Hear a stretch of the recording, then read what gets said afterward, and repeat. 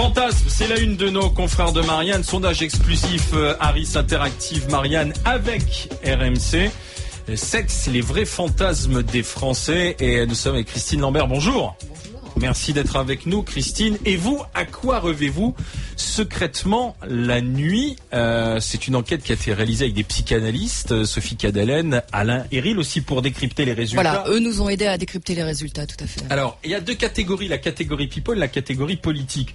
On va s'intéresser plus en plus à la catégorie politique, mais rapidement, quels sont celles et ceux parmi les people qui font rêver les Françaises et les Français? Il n'y a pas de surprise là. Alors d'abord, il faut dire, non, il n'y a pas de surprise, mais c'est une liste fermée qui était imposée aux personnes interrogées, donc on n'en sait pas plus sur leur divagation hors de cette liste. Ouais, il y a Clooney, Sophie Marceau. Clooney et Sophie Marceau qui se détachent très très très nettement, un tiers des Français, et puis le reste, ma foi, beaucoup plus épars. Beaucoup plus épars, Yannick Noah, Clint Eastwood, Claire Chazal, Kate Moss, Bruce Willis, Angelina Jolie, Beyoncé, entre autres. Mais et c'est ce qui nous intéresse. Ce sont les personnalités politiques qui font fantasmer. Et c'est Ramayad qui arrive en tête. Oui, alors plus exactement, qui font pas fantasmer les Français. Il faut quand même bien le dire, parce que les scores sont absolument morts de parmi plaie. celles qui vous font le plus fantasmer, c'est Ramayad. Pour les autres, alors après, Ramayad, c'est hétérogène plate après. Après, c'est morne pleine totalement. Oui, les politiques ne secouent pas les draps des Français, c'est sûr. Oui, mais même Ramayad, si j'ai bien compris, fait pas fantasmer les Français, si on va par là. Oh, un quart. 25% des hommes. 25% des hommes. Ouais. Ah, quand même. Ensuite, un tout petit peu Nathalie Kosciusko-Morizet et un tout petit peu Ségolène Royal, et ensuite plus rien, quoi. Plus rien. C'est fou, hein. Mais pourquoi? Et alors, est-ce qu'on peut regarder par groupe électoral les fantasmes? Avant, Hugo Desnoyers, fantasme sur Ramayad ou pas? Bien sûr, très belle femme. Oui. Voilà. Fantasme de la Black? Non, très belle femme, tout simplement. Ah, très jolie femme, Ramayad. Tu fantasmes? Ah non, je fantasme pas, mais c'est vrai que quand on la voit passer, on se tourne sur Ramayad, on regarde Ramayad. Est-ce que je peux demander au père Courrier? Je trouve très très belle, Ramayad. Ah, oui. J'ai regretté parmi les actrices, il n'y a pas Julia Roberts. Je la trouve très, très belle. Elle est belle. C'est mon idole. Moi, je suis resté fidèle à Marguerite Duras. Donc Ramayad? Mais non, pas particulièrement. Non. Et Nathalie Kosciusko-Morizet, la bourgeoise versaillaise? Oui, mais je l'ai vu. Je l'ai vu ici. Moi, je trouve que les femmes très maigres comme ça, moi, ça me gêne beaucoup. Donc, je suis pas. On en revient au plaisir de la chair. Oui, mais regardez, Martine Aubry ne fait pas plus fantasmer. Alors, oui, effectivement. Martine Aubry, qui est un petit peu moins maigre, ne fait pas davantage fantasmer les Français. Parce qu'elle est pas jolie, Martine Aubry. Non, elle est pas souriante. Oui, mais alors là, je vous il y a arrête. 4 ans, elle était quand même dans Ça n'a rien à voir. Oui, mais la beauté n'intervient pas forcément dans le fantasme. Sûr. Le fantasme, c'est totalement incontrôlable. On peut se retrouver à fantasmer sur Nicolas Sarkozy, qui est pas particulièrement canon non plus. Ouais. D'ailleurs, je dois dire que quand on m'a envoyé ça par internet samedi, j'ai frémi en me disant encore un journal qui cherche à faire du pognon pendant l'été parce qu'il a pas de vente. Et en fait, quand j'ai lu l'article, j'ai trouvé très très bien fait. Et vos intervenants psychologues et psychanalystes, je suis psychologue, sont très pertinents, notamment quand ils parlent du fantasme. Justement, le fantasme, par exemple, c'est bien d'en avoir, mais le réaliser en général, on ne peut être que déçu. Exactement. Ils le déconseillent tous. Exactement, je trouve ça très intéressant. Et l'article est assez fouillé, vraiment bravo. Oui. Mais alors, quels sont les fantasmes de gauche et quels sont les fantasmes de droite alors, par exemple? Coucher avec Georges Clooney, c'est un fantasme de gauche ou de droite? Alors, coucher avec Georges Clooney, c'est plutôt un fantasme de gauche, et c'est surtout un fantasme d'extrême gauche. Ah bon? Oui. C'est pas des gens qui aiment le café? Alors, le MoDem n'aime pas le Nespresso, on peut dire, parce que eux sont les électeurs de François Bayrou sont très en deçà du score de Georges Clooney, 9%. Parmi le MoDem, alors qu'ils font quand même 18%. Coucher avec Georges Clooney, c'est normal, soit le fantasme de gauche ou d'extrême gauche, et tu te tapes la star d'Hollywood, ah ouais, mais un tiers, qui est pleine d'argent, et donc moi, j'ai beaucoup de mal. J'ai beaucoup de mal. Alors, je sais pas si c'est féminin, mais le fantasme, j'en ai pas. Pardon, j'ai jamais fantasmé sur un homme. Non, mais tout le monde a des fantasmes. Bien sûr, j'ai des fantasmes, mais sur un homme, je veux dire que avoir envie d'un homme. Ah, mais vous avez le droit de fantasmer sur une femme aussi, c'est pas. Non, mais sur un homme. D'accord, mais ça ne m'arrive pas. J'ai pas envie de me taper quelqu'un en image. Je peux mon voisin, je peux avoir envie de me taper mon voisin. Mais Sophie, vous avez des rêves? Jamais vous faites de rêves qui vous échappent? Alors, je suis en train d'expliquer que je peux fantasmer sur quelqu'un que je connais. Sur mon voisin, je ne peux pas fantasmer sur une image, ni sur un acteur de cinéma. J'ai pas envie ni d'une femme, ni d'un homme en image. Christine Lambert, d'accord. Le fantasme de l'électeur UMP. Est-ce que l'électeur UMP aime l'inconnu, aime se lancer dans l'aventure du fantasme? Non, alors l'électeur UMP a peur de l'inconnu, puisqu'à 60%, il refuse, même en rêve, de coucher avec quelqu'un qu'il ne connaît pas. Même en rêve. Ah bah c'est donc, ça, si même je suis en pleine UMP, ça doit être ça. Là, aucune chance. Ah oui, non mais c'est ça. Hein. Ils sont moins portés sur les relations de groupe, moins portés sur les plus jeunes, moins portés sur les partout. Plutôt, donc, alors, mais d'une manière générale, de toute façon, les Français sont pas très partisans, contrairement à ce que veut nous faire croire la presse. C'est étrange parce que je peux témoigner. Moi, j'ai écrit un bouquin qui s'appelle Comment draguer la militante dans les partis politiques, et je m'étais amusé à faire le tour des partis politiques, et surtout j'ai envoyé mon bouquin à énormément d'élus. Et les gens de gauche m'ont pas répondu. Ils sont extrêmement coincés de la braguette, j'ai trouvé, par rapport aux gens de droite qui avaient une espèce d'humour et d'ouverture. Ça m'a vachement étonné et déçu aussi. Et j'ai reçu pratiquement des gens de droite et même de gens comme Christine Boutin qui m'a envoyé une lettre absolument rigolote en déconnant et en comprenant l'humour du truc, alors que la gauche était complètement bloquée. Et je peux certifier que dans les partis d'extrême gauche, on rigole pas du tout avec la bagatelle. Et quand on a un petit copain, une petite copine dans les partis d'extrême gauche, on a l'impression de tromper le parti. Et tu as raison, car il y a même une tradition Aristo d'aimer la gaudriole, de dire des gros mots, bien etc. sûr, bien sûr. Il y a une tradition. Non, mais tu parles de Christine Boutin, mais on avait dit qu'on parlait pas de zoophilie quand même. Oh, dites donc. Et je vous signale que les mots crus. Mais ça m'a été confirmé par tous mes confrères journalistes politiques qui expliquent que de toute façon dans les partis de droite c'est beaucoup plus débridé que dans les partis de gauche. Absolument. L'un d'eux m'avait même dit mais c'est normal, le militant de gauche quand il a le choix entre aller sauter une militante ou aller regarder un film d'arrêt d'essai au MK2, il va voir exactement. C'est vrai. Alors que le militant de droite, c'est vrai. Le militant de droite est con, il est beaucoup con. Mais la droite est con. Mais là c'est quand même contredit par notre étude quoi sur dans leur inconscient, en tout cas, ils restent beaucoup plus sages.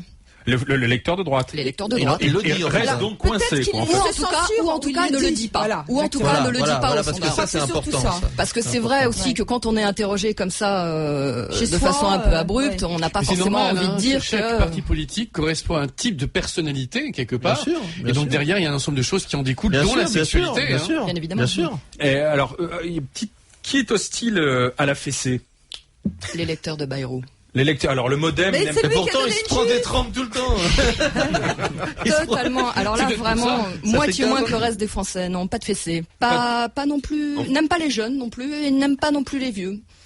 Pas de relation. Ne fantasme pas sur une relation avec une personne beaucoup plus âgée. Ne fantasme pas non plus sur une relation. Donc avec l'électeur du modem n'a pas de fantasme, quoi, en fait. Coucher dans un parking. Ah, d'accord. Mais il est très au-dessus de la moyenne des Français. Faire l'amour ou dormir? Est-ce que c'est pas l'image de l'énergie qu'il déploie dans ses discours aussi par rapport à ses La électeurs? voie de garage est privilégiée par les électeurs de Bayrou. D'ailleurs, c'est peut-être là qu'ils vont finir après les élections. Allez savoir. Mais c'est vrai que la majorité des Français fantasment plutôt sur la plage déserte, et chez Bayrou, on est très au-delà de la moyenne nationale sur les parkings. Je suis pas centriste. La fessée, alors? La fessée, c'est assez réparti, mais excepté donc chez Bayrou qui est au-dessous de la moyenne. La droite préfère pas la fessée. Moi, je voyais bien la droite préférer la fessée. Pas plus que ça. Non. Avec le supérieur hiérarchique, alors. Le FN, uniquement le FN. Oula. Le Front National. Le Front National est au-dessus de la moyenne nationale. Beaucoup rêvent de se taper leur chef. Et le boucher? Faire l'amour devant une caméra, être un peu exhibitionniste. Tous alors. les fantasmes exhibitionnistes, c'est plutôt à l'extrême gauche, chez les Verts et chez les femmes. D'une manière générale, les femmes sont plus exhibitionnistes que les hommes. Pourquoi? Oui, moi je l'ai vérifié plusieurs fois en faisant des interviews avec ton caméscope. en rencontrant des filles de la Musardine qui les éditions La Musardine qui travaillent comme ça dans des sex shops ou des choses comme ça où toutes m'ont dit, mais alors après est-ce que c'est vrai ou est-ce que ça justifie? Toutes disent non, je prends un certain plaisir à montrer mon corps, c'est un véritable plaisir, et un truc qu'on rencontre pas chez les mecs. C'est complètement normal. Attendez, on nous expose dans tous les magazines féminins dès qu'on voit une fille, elle est en maillot de bain sublime. Enfin, je veux dire, je pense qu'on est habitué à défiler sur des talons, à mettre des robes. Alors, dans les fantasmes, toujours en regardant un peu les catégories politiques, faire l'amour avec le jardinier, la bonne, la babysitter ou autre, alors? Ça n'a pas rencontré un immense succès. Alors on peut aller savoir si l'affaire DSK y est pour quelque chose. C'est vrai qu'en ce moment, c'est pas bien. Ça va être un peu gênant. C'était moins bien vu. Donc difficile à dire. Faire l'amour en étant dominé. C'est plutôt des fantasmes de femmes, les fantasmes de domination, ce qui est à peu près normal parce que des siècles et des siècles de construction sociale sur ce cas de figure. Et en regardant gauche, droite, confondu, non? Non, la domination. Il n'y a pas d'électrice ou de catégorie politique qui aime plus être dominée qu'autre chose. C'est plutôt quand même des fantasmes également de gauche, assumés, quoi. D'une manière générale, les lecteurs d'extrême gauche, les lecteurs verts et les lecteurs de Mélenchon, notre grande surprise. Il a du tempérament. Ah mais ils osent tout. En rêve, ils osent tout. En fantasme, j'avais raison de ceci dit, le problème avec toutes ces questions-là, c'est la différence entre la sexualité et la façon dont on en parle. Parce non, là, on est dans le fantasme. Voilà, il y a toujours une grande différence entre ce qu'on dit. Par exemple, il y a encore des pays aujourd'hui où, par exemple, le cunilingus ou la fellation sont interdits. Par exemple, dans certains États des États-Unis, ils peuvent être punis. Illégal. Donc, on est dans l'illégalité. On voit bien, par exemple, par rapport à la pédophilie, comment les lois ont changé complètement le rapport par rapport aux années 70, par exemple, ou même des gens comme Françoise Dolto soutenaient la liberté sexuelle des adolescents avec des adultes. Donc on est tout à fait dans des rapports extrêmement différents. Et parler, dire ces fantasmes sont souvent en lien avec le droit à la transgression et aussi au droit qu'on a de parler de la transgression. Moi, on m'a donné un petit papier qu'on distribuait à l'entrée des bordels au 19e siècle avec les spécialités des dames. Je te promets que même mon livre sur le savoir-vivre des cochons, c'est rien à côté de ce que les dames proposaient aux messieurs dans les bordels. Et aujourd'hui, beaucoup de ces fantasmes n'ont plus le droit de citer du tout, et on n'en parle absolument pas, à part chez le psychiatre. Voilà, donc faut faire attention de l'époque à l'époque, quoi. Certes, mais là il y a encore une autre différence à apporter. On n'est pas du tout dans les comportements sexuels des Français, on est dans leurs fantasmes. C'est ce qui est encore complètement différent. On n'est pas dans leur pratique. Voilà. C'est comparer les fantasmes avec la réalité avec la réalité. Et on est alors là, mais il y a un goût, bien évidemment. Le fantasme sert de soupape, c'est d'exutoire exactement. Le plaisir en plus. Donc pour résumer, les lecteurs du Modem ou l'homme ou la femme du centre. Bon, on n'est pas une personne plutôt sage, voilà, qui est plutôt sage, qui fait, on va dire, comme on dit, c'est du papa-maman. Oui. Les lecteurs à l'horizontale. Le lecteur de l'UMP, plutôt pépère aussi. Pépère, mais de temps en temps, on peut oser une petite gaudriole, histoire de. Ah bah écoutez, la grosse gaudriole pour les lecteurs de Bayrou, par exemple, c'est de s'envoyer en l'air dans une clairière en forêt, comme on le voit, c'est très olé olé. Donc ça les fait. Mais au milieu des orties, peut-être. Monsieur ou madame, si vous voulez vous faire plaisir dans une partie de jambes en l'air, prenez une militante ou un militant écologiste de gauche ou d'extrême gauche. Exactement. Et le front de gauche peut vous envoyer au cimetière. Les Français ne fantasment absolument pas sur l'idée de faire l'amour dans un cimetière, à l'exception de l'électeur de Mélenchon, qui est 7 fois au-dessus de la moyenne nationale. Ah ouais, ça je comprends ça. Et l'électeur du Front National. Alors l'électeur du Front National, lui, c'est l'ascenseur. Il rêve de s'envoyer en l'air dans l'ascenseur. Dans l'ascenseur. 2 fois plus que le reste des Français. Donc l'avion, c'est intéressant. Ça branche les écolos quand on pense au bilan carbone.